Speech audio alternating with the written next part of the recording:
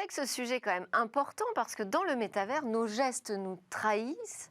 Et vous allez voir comment Eva vous explique à quel point l'anonymat peut disparaître.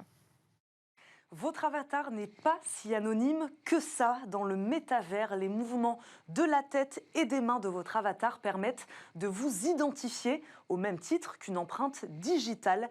C'est ce qu'ont voulu prouver les informaticiens de l'université de Berkeley. Pour leur expérience, ils ont récupéré les données liées à un échantillon de 55 000 personnes auprès de l'éditeur de jeux de réalité virtuelle Beat Saber. Les utilisateurs devaient se munir d'un casque de VR et couper des cubes avec des sabres, c'est le principe du jeu. Les informaticiens ont ensuite enregistré la mesure de la position des mains ou encore la vitesse des réflexes.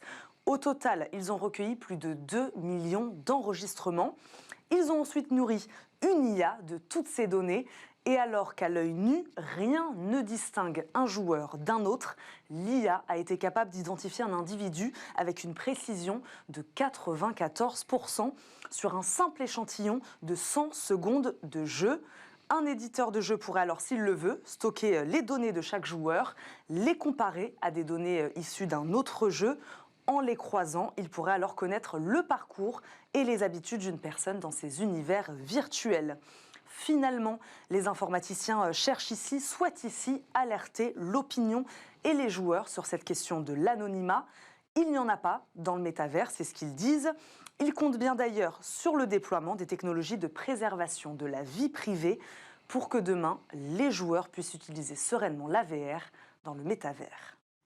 Ce sera encore un sujet qui posera des grosses questions d'inclusion, ça, les métavers. C'était Smart Tech. Merci à tous de nous suivre. Merci beaucoup à Anthony Babkin de Diversity Days, Marie Capucine Lemaitet de Ring Capital et à Virginie Calmel qui était avec nous, notre grande invitée aujourd'hui. Vous pouvez suivre Smart Tech sur Bismart en replay et en podcast.